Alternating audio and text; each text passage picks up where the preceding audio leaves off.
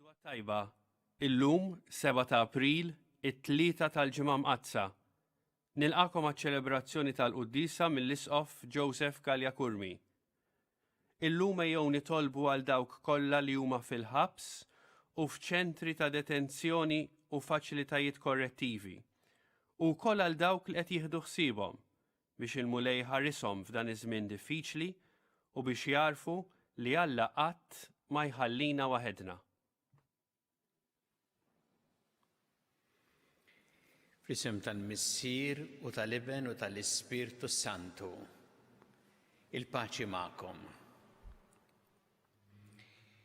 Fil-bidu ta' din il-Qudiesa ħuti ejjew narfu ħtijietna u nitolbu maħfra tagħhom il-Alla biex nistgħu niċċelebraw kif jixraq il-misteri qaddisa.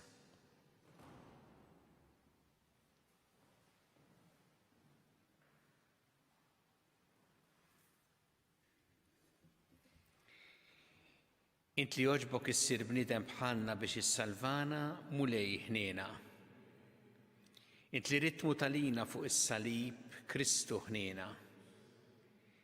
Int li rġajt ftaħtilna it-triq tas-sema Mulej ħniena. Iħenna lina Alla li jista' kollox jaħfrilna dnubietna u jwassalna għal ħajja ta' dejjem. Nitolbu. O Alla ta' dejjem tista' kollox, għatina li niċċelebraw sewwa l-misteru tal-passjoni tal-Mulej biex jistħoqilna naqilgħu l-maħfra tiegħek. Bibnek Ġesu Kristu Sidna li hu Alla miegħek jgħixu jsaltan flimkien mal-Ispirtu Santu għal dejjem ta' dejjem.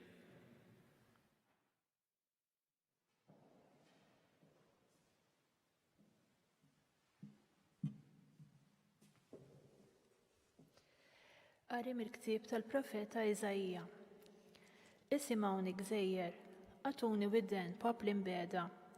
Il-Mulej mill-ġuf sejjaħli, mill-ġewwieni ta' ommi ftakar fismi. Għamilli f'ommi xabla misnuna taħt id-del ta' idu ħbieni.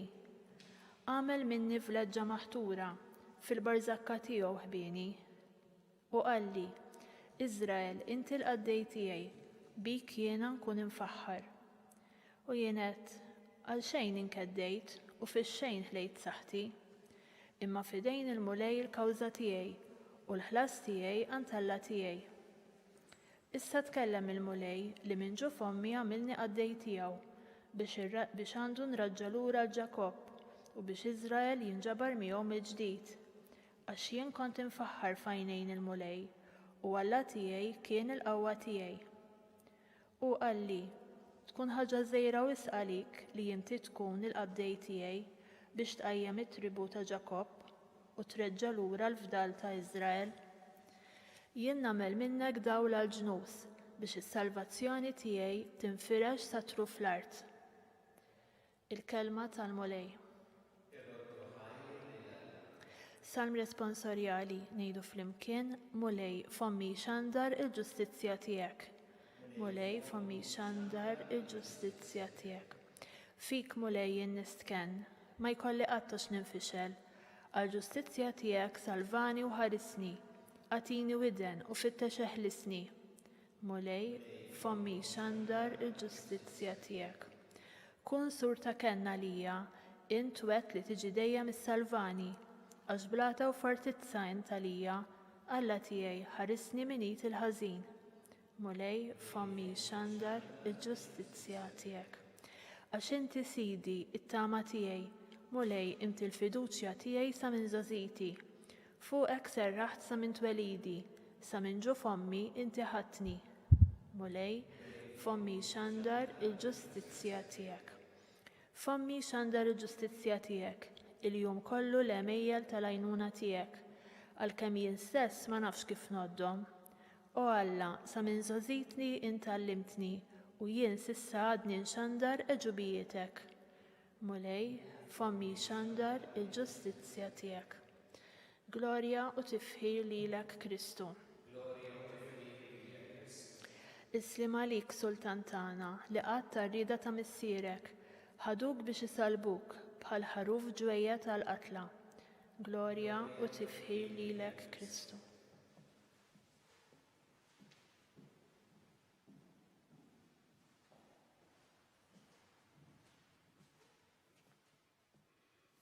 Il-mulej ma'kom. Qari mill-Evanġelju skont San Ġwan. F'dak iż-żmien waqt li kien fil-mejda mad-dixxipli tiegħu Ġesu ħass ruħu jitħawwat u stqarr bil-miftuħ: tassew ngħidilkom li wieħed minnkom se jitradini. Id-dixxipli qabdu jħarsu lejn xulxin ma jafux għal min qal hekk. Wieħed mid-dixxipli tiegħu, dak li Ġesu kien iħobb, kien ma' ġenbu fuq il-mejda b'rasu ma' sider Ġesu. X'mun Pietru għamillu sinjal u staqsih għal min qiegħed jgħid. Dak kif kien mindutek fuq sider Ġesu staqsih min hu mulej. Wieġbu Ġesu: dak li għalih sembil din il-loqma ħobs fil-platt u nagħtijielu. Imbagħad bil-biċċa ħobs u qabad u ta' lil Ġuda ta' xmul Iskarjota. Ġuda ħa il-biċċa ħobs u daħal fih ix-xitan. Qallu Ġesu: dak li se tagħmel għamlu u ddumx. Imma ħadd minn dawk li kienu fuq il-mejda ma kien jaf għalfejn qallu hekk. Billi Ġuda kien il-kaxxier xi ħudd stħajlu li Ġesu jgħidlu: mur ixtri dak li neħtieġu għall-festa, jew biex imur jagħti xi ħaġa lill-foqra. Dak wara li ħa il-biċċa ħobs minnu fi ħareġ il-barra. Kien bil-lejl. Kif ħareġ Ġuda Ġesu qal: bin il-bniedem huwa glorifikat. Issa u permezz tiegħu huwa glorifikat Alla. Jekk Alla huwa glorifikat permezz ta' bin il-bniedem, Alla wkoll permezz tiegħu nnifsu għad jigglorifika lilu u dalwaqt jigglorifikah. U liedi ftit ieħor se ndum magħkom. Intom tfittxuni u bħalma għedt lil Lut, hekk ukoll ngħidu issa lilkom, fejn sejjer jien intom ma tistgħux tiġu. Qallu x'mun Pietru: fejn sejjer mulej? U Ġesu wieġbu: fejn sejjer jien int għalissa ma tistax tiġi miegħi, imma tiġi warajja aktar tard. Qallu Pietru: għaliex mulej ma nistax niġi miegħek issa? Għalik jien nagħti ħajti. Wieġbu Ġesu: int tagħti ħajtek għalija? Tassew ngħidlek li s-serduq ma jkunx idden qabel ma tkun ċħadtni 3 darbiet. Il-kelma tal-mulej.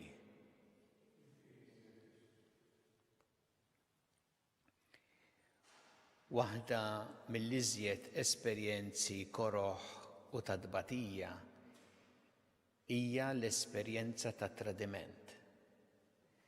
Meta xi ħadd li inti taf jittradik.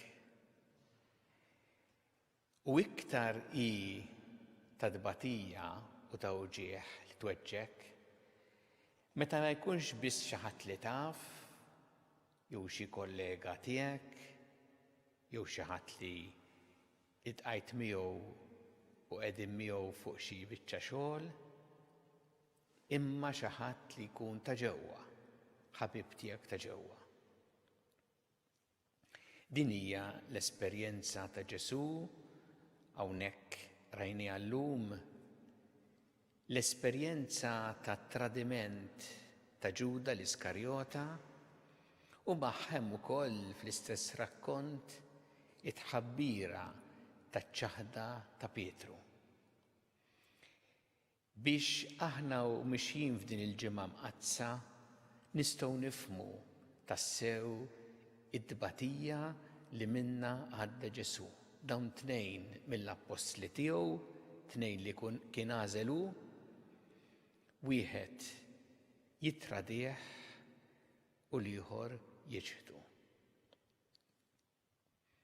Ġesu ħassa din il-weġa' u għalhekk hawnhekk jitkellem fuqha meta kien qed ikellem l-apostli tiegħu u nifhmu tassew kemm ħassa Meta naqraw eżatt qabel din is-silta il-kelma li qal Ġesu. Meta jgħid jikwota l-Iskrittura min kiel il-ħobs miegħi tani bis-sieq. L-espressjoni tani bis-sieq toħroġ tassew din il-weġa ta' Ġesu meta qed jitkellem fuq it-tradiment. U hawnhekk kien qed jitkellem jirreferi għal dak li jgħid is-Salm 41 meta jgħid imqar ħabibi li fih kont nafda li kiel minn ħobżi intrefa kontrija. Kif għexa Ġesu din l-esperjenza ta' tradiment? Ġesu ħassu tassew dispjaċut, Ġesu ħass il-weġa, imma Ġesu baqa iħobb u jħobb sal-aħħar u baqa jaqdi l-missjoni tiegħu sal-aħħar. Fil-fatt, eżatt qabel dan il-klim ta' Ġesu fejn jitkellem fuq it-tradiment u fuq iċ-ċaħda, it-tradiment ta' Ġuda, ċ-ċaħda ta' Pietru, Ġesu x'għamel? Ġesu niżel jaħsel saqajn it-tnax. Jiġifieri, eżatt qabel ħabbar din, ħabbar it-tradiment u ċ-ċaħda, Ġesu ħasel saqajn fost l-oħrajn, Pietru u Ġuda. Ħabbhom sal-aħħar u baqa iħobbhom minkejja it-tradiment u ċ-ċaħda. U għalhekk hawnhekk jgħid ukoll qalb id-diskors fuq tradiment u ċ-ċaħda li din hija l-glorja se jkun glorifikat issa permezz tiegħu igglorifikat Alla. Il għaliex hu ma ħallix it-tradiment u ċ-ċaħda jitelfuh milli jaqdi il-missjoni tiegħu sal-aħħar. Milli jkun fidili dak li Alla rid minnu sal-aħħar. U għalhekk hawnhekk nistgħu nifhmu fil-waqt li Ġesu iħoss id-dispjaċir, iħoss il-weġa u jibqa' jħossha, imma jibqa' jħobb u jibqa' jaqdi il-missjoni tiegħu sal-aħħar. U għalhekk illum aħna u nirriflettu fuq din il-ġrajja tal-tradiment u taċ-ċaħda flimkien. Nirringrazzjaw il-Mulej tal-li baqa iħobbna sal-aħħar. Nirringrazzjaw li minkejja tradiment u ċ-ċaħda baqa jaqdi l-missjoni tiegħu sal-aħħar u nitolbuh li aħna dejjem ngħixu b'din il-gratitudni f'qalbna lejn dak li għamelu għalina u jkollna wkoll f'qalbna din l-imħabba kbira leħ li minkejja it-tradimenti u ċ-ċaħdiet tagħna jibqa' jħobbna sal-aħħar u jibqa' ifittex li salvana biex jerfana mid-dnubiet tagħna u jagħtina tassew ħajja fl-imħabba kif jixtieqna hu.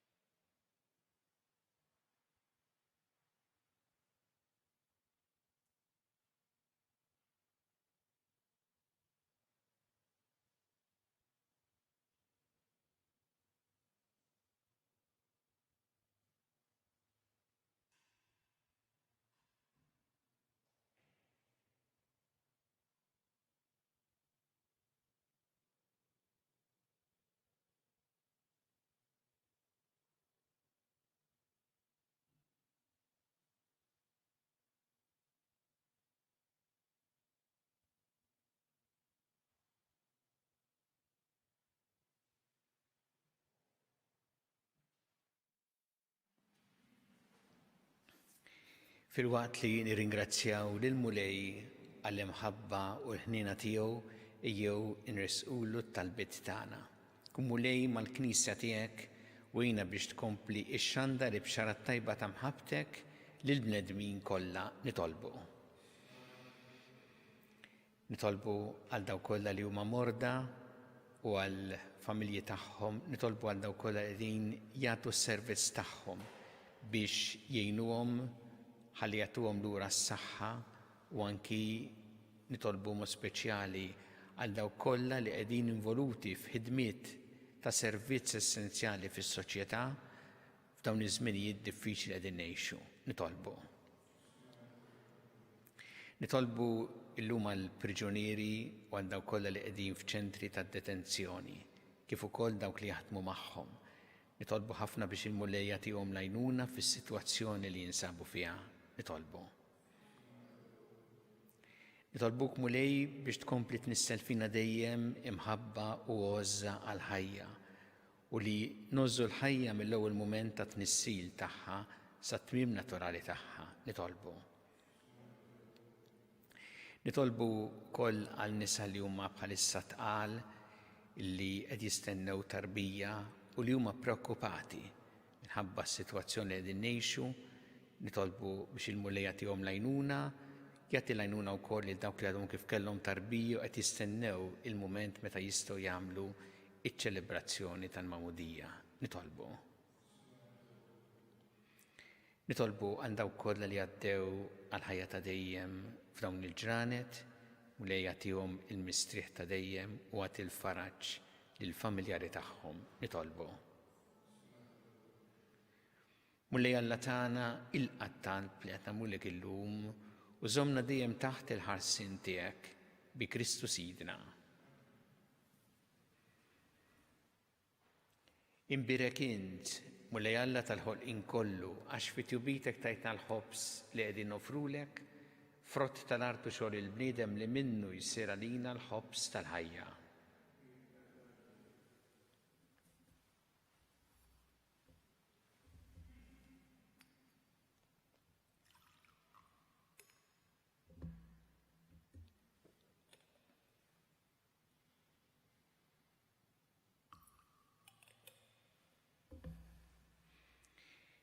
Imbirek int, mulej Alla tal-ħolqien kollu, għax fit-tjubitek tajtna l-imbit li qegħdin nofrulek frott tad-dili għaw xogħol il-bniedem li minnu jsir għalina x-xorb tar-Roħ.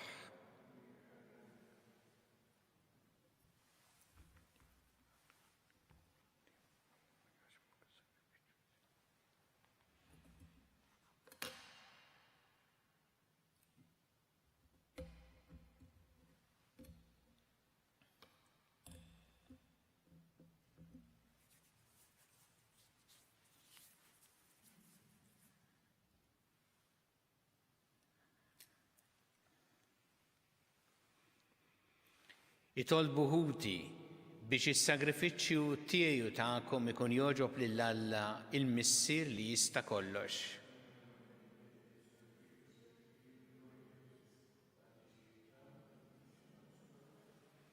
Ħares bis-sliem u lejlejn is-sagrifiċċju li l-familja tiegħek se toffrilek. Bħalma inti tagħtina sehem mid-doni qaddisa tiegħek, hekk ukoll għamel inasslu għall-milja kollha tagħhom bi Kristu Sidna.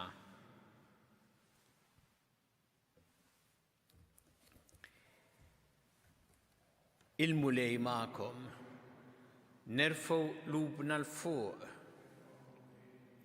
niżżu ħaj il-mulej Alla tagħna, sewwew xieraq tas-sew mulej missier qaddis, Alla ta' dejjem tista' kollox, tajjeb u taġid tas-salvazzjoni tagħna li dejjem u kullimkien irroddu lek ħajr bi Kristu Sidna. Waslu l-jiem li fihom niċċelebraw il-passjoni li biha ibnek salvana u l-qawmin glorjus tiegħu mill-imwiet, jiem li fihom issir ir-rebħa fuq is-supervja tal-għadu qadim tagħna u nfakru l-misteru tal-fidwa li tagħna Ġesu Kristu Sidna. Bi-tajja kollha tal-anġli ferħana l dejjem quddiemek iqimu l-kobor tiegħek. Flimkien ma tagħhom ilqa' nitolbuk it-tifħir tagħna waqt li magħhom nifirħu u ntennulek. Qaddis, qaddis, qaddis, mulej Alla tal-eżerċiti, ismawitu l-art mimlija bi glorja tiegħek, osanna fl-ogħla ta' smawiet. imbierek min ġej fisem il-mulej wasanna fl-ola ta' smawiet.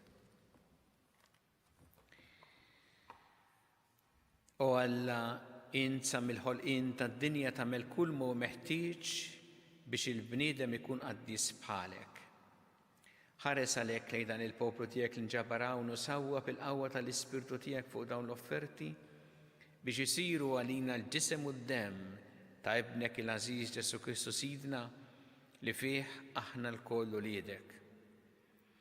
Meta konna mitlufin u ma stajniex aktar nesqu lejk, int ħabbejtna b'imħabba li ma bħala, ibnek il-Aziz li hu waħdu l-ġust tali l-nifsu f'idejna ma stmerx li jkun imsalla palina. Iżda qabel ma fetaħ idejh fuq is-salib bejn is-sema u l-art biex ikun sinjal għal dejjem tal-patt tiegħek magħna, rid jagħmel l-ikra tal-għajt mad-dixxipli tiegħu. Waqt li kien fuq il-mejda ħal-ħobs, rat il-ħajr, birek, qasam ta' lid-dixxipli tiegħu qal: ħudu u kulu l-koll minn dan, għax dan huwa ġismi li jingħata għalikom.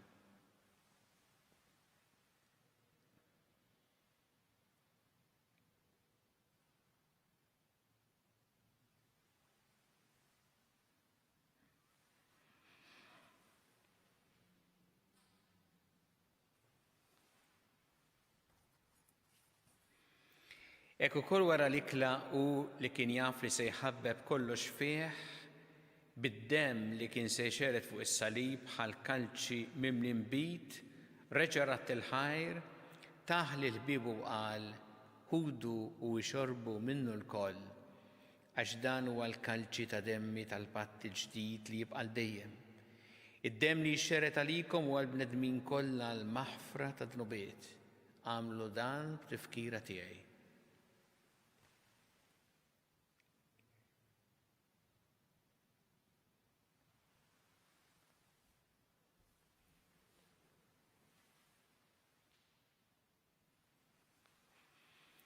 Dan hu il-misteru tal-fidi, salvana int u salvaturu tad-dinja, għax bis-salib u l-qawmin tiegħek inti fdejtna.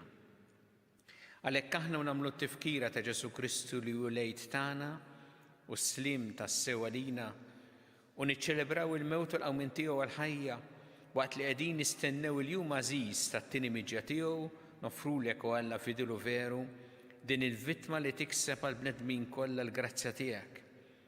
U missier l-aktar ħanin, fit-tieba tiegħek ħares bħarsa ta' ħnina lejn dawk li qed torbot miegħek, għax qed tagħtihom li jissieħbu f'dan is-sagrifiċċju waħdini ta' Kristu. Bil-qawwa tal-Ispirtu Qaddis tiegħek għamel li jingħaqdu f'ġisem wieħed biex fih tintemm kull firda bejniethom. Żommna l-koll fema waħda u qalb waħda mal-Papa Franġisku, mal-Isqof tagħna Charles, mal-Isqof Mario miegħi għaddejtiek mingħajr ma jistħoqli. Ejna nħejju l-miġja ta' saltnatek sa ma tasal is-sija li nidhru quddiemek, qaddisin fost il-qaddisin tas-sema, mal-Verġi Mqaddsa Marija, ma' San Ġusepp u mal-Apostli u maħutna mejtin li aħna nafdaw aħnina tiegħek. Imbagħad mibdulin f'ħolqien ġdid u meħlusin minn kull taħsir, inkunu nistgħu tassew fiċ-ċokon tagħna inroddulek il-ħajr ta' Kristu ibnek li jgħix għal dejjem. Bi Kristu, ma' Kristu u fi Kristu jingħata lilek Alla missieri tista' kollox, flimkien mal-Ispirtu Santu kull ġieħu glorja għal dejjem ta' dejjem. Iju nitolbu it-talba li għallimna Ġesu li rrid li nitolbu bħal ulied tal-istess missier tagħna, missierna li inti fis-smawiet, jitqaddes ismek, tiġi saltnatek, ikun li trid int kif fis-sema hekk ta' fl-art.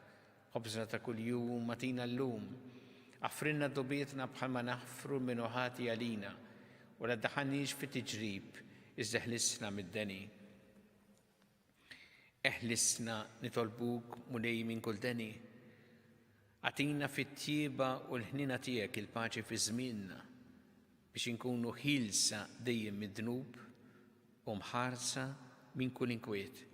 Aħna nistennew u nittamaw lejna u l-miġja tas-Salvatur tagħna Ġesu Kristu. Muli Ġesu Kristu li jett l-apostli tiegħek inħallilkom is-sliem, natikom is-sliem tiegħi la tħarris lejn dnubietna, iżda ħares lejn il-fidi tal-Knisja tiegħek. Għatija s-sliem u l-għaqda li jintrid fiha, int li tgħixu s-saltan għal dejjem ta' dejjem. Il-paċi tal-mulej tkun dejjem magħkom. Natu il-paċi lil xulxin.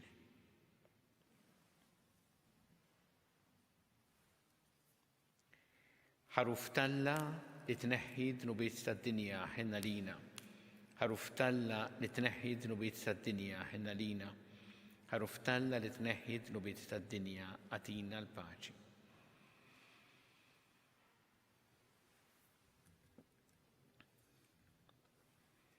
Danu il-ħaruf talla danu li jneħħi dnubiet tad-dinja. Ħenjin dawk li huma mistiedna l-ikla tal-ħaruf.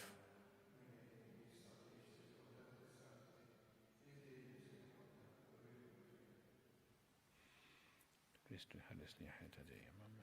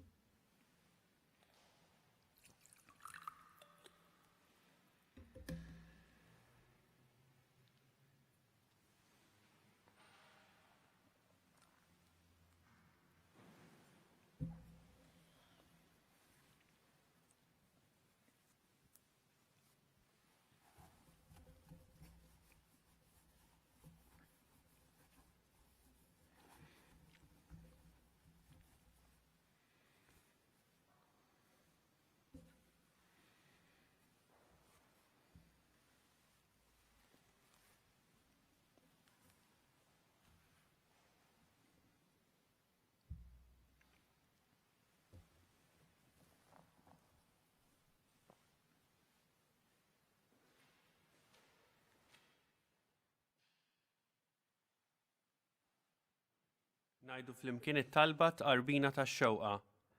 Ġesu, jiena nemmen li inti tinsab ta' bilħaq fis-sagrament tal-Ewkaristija. Irrid inħobbok fuq kollox u fuq kulħadd. Inti taf li nixtieq nirċevik ġewwa fija. Imma ġala darba bħalissa ma nistax nilqek ġewwa fija sagramentalment, nitolbok li tiġi fija spiritwalment. Ejja għandi, Ġesu tiegħi, biex jiena niġi għandek. Ħeġġiġni bl-imħabba għalik, biex f'ħajti u f'mowti jiena nemmen fik, nitma' fik, u nibqa' nħobbok għal dejjem.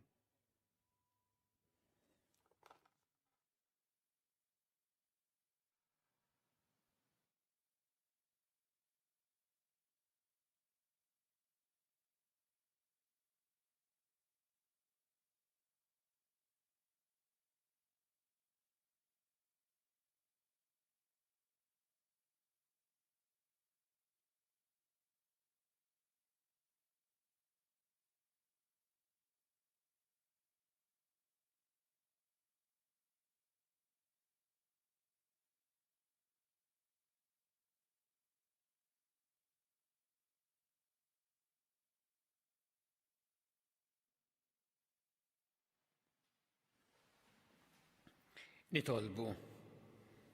Ħadna mulej l-ikel tas-salvazzjoni tagħna. Aħnina tiegħek wassalna fil-ħajja ta' dejjem bis-saħħa ta' dan is-sagrament qaddis li ridtu jkun il-għajxin tagħna f'din l-art bi Kristu Sidna. Il-mulej magħkom. Iberikkom Alla li jista' kollox, il-Missier u l-Iben u l-Ispirtu Santu. Immorru ngħixu fil-paċi ta' Kristu. Inselmu lil Marija bit-talba tas-Salve Reġina u nitolbuha tkompli tħarisna fir-ruħ u l-ġisem, tgħinna biex nelbu wkoll il-mumenti ta' biża', ta' ansjetà, ta' dwejja li ngħaddu minnhom u nkunu tassew fil-paċi u l-imħabba ta' Alla.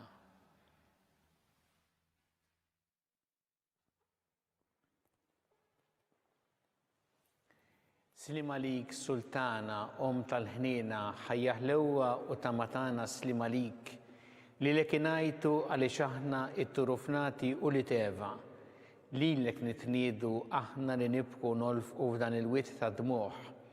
Ejja mela avukata tagħna, dawwar lejna dawk l-għajnejn tiegħek tal-ħniena u rina wara dan it-turufnament lil Ġesu frott imbierek tal-ġuf tiegħek u ħanina, u pija, u ħelwa Verġni Marija.